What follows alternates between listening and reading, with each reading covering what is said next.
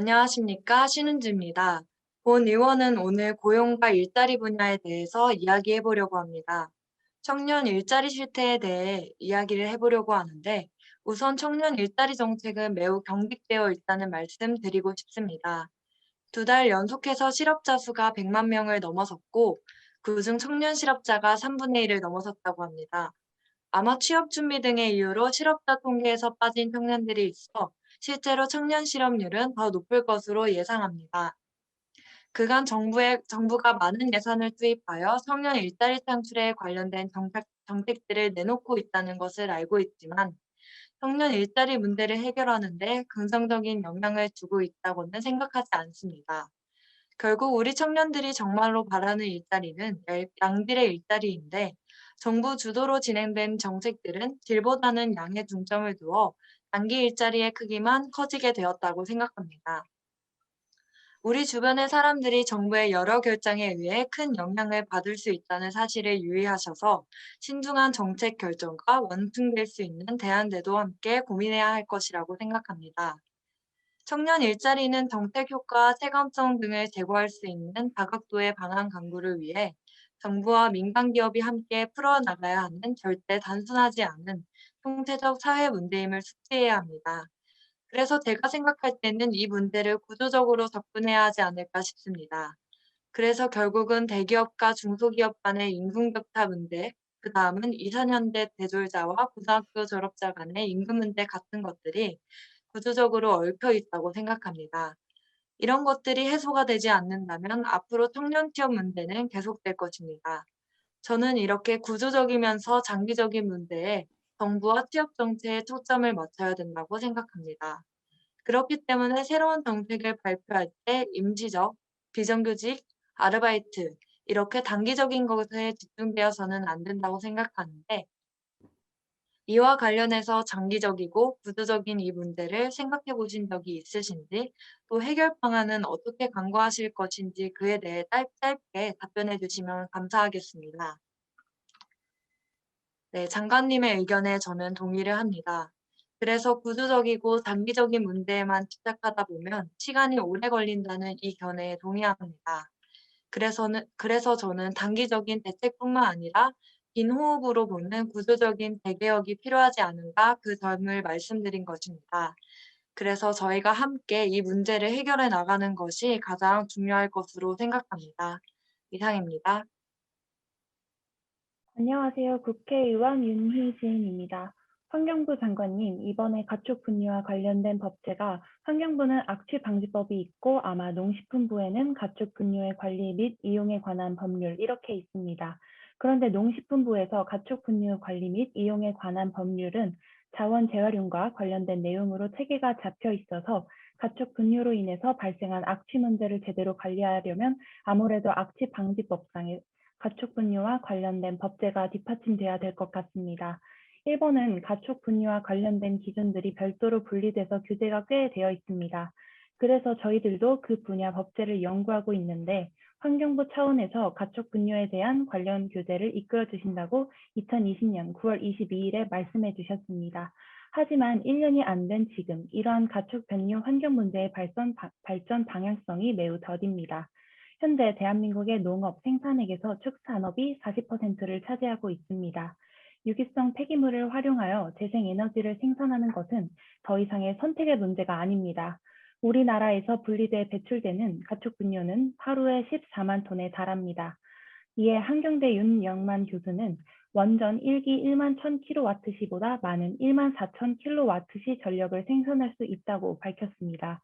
더구나 유기성 폐기물 바이오가스 전환하는 과정에서 온실가스를 줄일 수 있어 기후변화 대응에도 매우 좋습니다.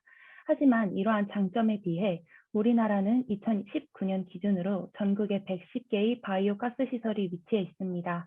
하지만 독일은 이미 이러한 시설이 1만 1000개에 육박하고 이탈리아는 1650여 개, 프랑스는 740여 개, 스위스는 630여 개로 우리나라와 격차가 매우 큽니다.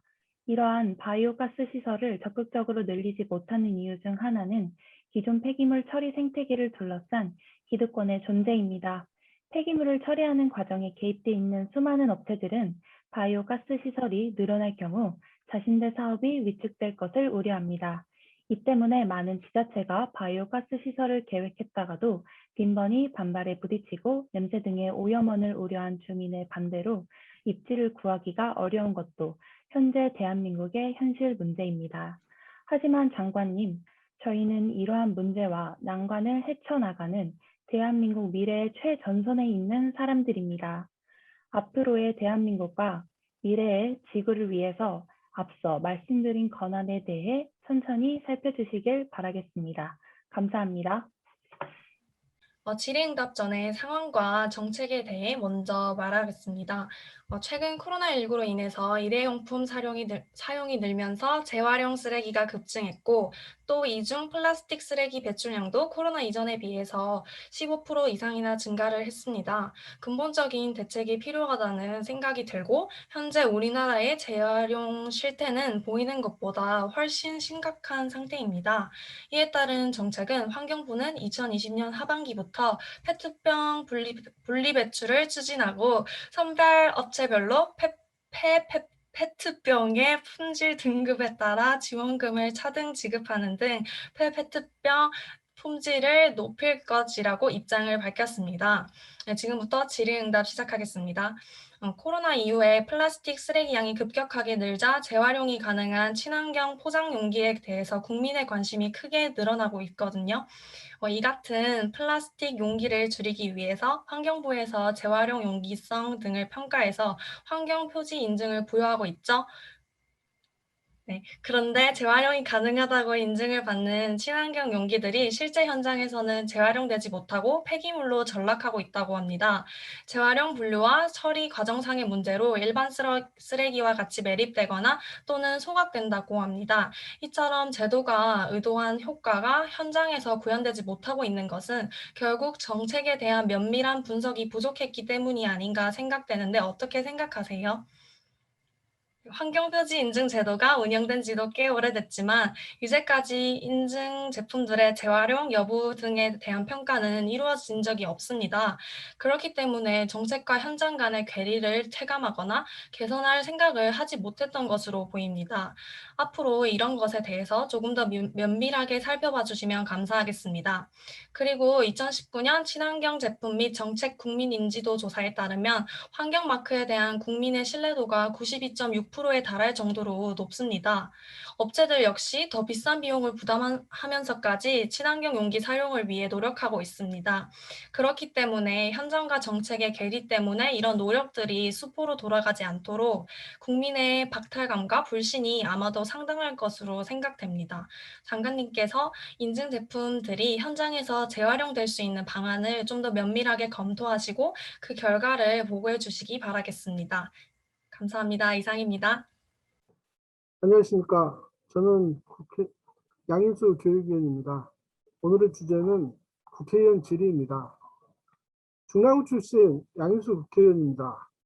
코로나19로 공공의료 시스템을 강화해야 한다는 명제에 대해 어느 누구도 이견을 말하기 어려운 상황이 됐습니다. 그런데 지난날을 되돌아보면 2009년 대구시가 메가시티 대구를 선포하면서 이듬해 2010년에 대구 적십자병원을 폐원했습니다. 원인은 누적 적자였습니다. 그리고 2013년에도 당시 경남도지사였던 홍준표 도지사가 진주의료원을 폐원시켰습니다. 이건 역시 누적 적자 때문이라고 얘기하고 있습니다. 공공병원 하나를 만들기도 어려운데 이렇게 만들어진 지방의료원을 폐쇄하는 것에 대해서 이번 코로나19를 겪으면서 얼마나 심각한 문제를 야기시켰는지 알 수 있었습니다. 문제는 지자체장이 이렇게 폐원을 해도 조치를 할 수 있는 방법이 없다는 게 참 아쉬움을 이번에 발견할 수 있었는데 여기에 대한 제도적인 장치 마련이 필요하다고 보는데 장관님 생각은 어떠신지 궁금합니다. 적극적인 지원과 만드는 것도 어려운데 폐원하는 것을 있을 수 없는 일이라고 생각되기 때문에 각별한 대책을 내주시길 바라겠습니다. 본 의원이 역사를 이렇게 되돌이켜 보면 2003년도에 정부 참여정부 때 공공의료 강화를 위해서 그때 노무현 정권이 10%의 공공의료를 30%로 확대하겠다. 이렇게 약속했던 것이 기억이 되고요. 또 박근혜 정부 때는 메르스 사태를 겪으면서 취약한 공공의료의 민낯을 목도할 수 있었습니다. 그래서 공공의료를 강화하겠다고 하고 인력 보충을 하겠다 하는 얘기를 공공연하게 했습니다. 현 정부도 마찬가지로 2018년에 공공보건의료 발전 계획 종합계획을 발표했는데 여기에서 보면 공공의료 현황의 문제점, 발전 방향, 그리고 추진 과정이 다 망라되어 있었습니다. 그런데도 현재 상황에서 보면 공공의료 기관 수는 5.1%, 병상 수는 8.9%, 10%도 안 되는 상황입니다. 하여튼 코로나19가 공공의료 시스템이 부실하다는 것을 말해주기도 했고 또 공공의료가 가장 시급한 시대이다 이런 얘기를 했다고도 생각합니다. 그래서 역설적이게도 공공의료를 강화해야 하는 골든타임이 이렇게 번호는 생각하고 있습니다. 거기에 대해 만전을 기해 주시길 바라고요. 그와 관련해서 2018년 종합대책에 대한 여러 가지 로드맵에 대해서 매년 국회나 또 국민들에게 보고할 수 있는 그런 시스템을 갖추는 게 좋겠다 이런 생각을 갖습니다. 하여튼 우리에게 주어진 골든타임을 놓치지 않고 잘 대처해 주시기를 부탁드리겠습니다. 이상입니다.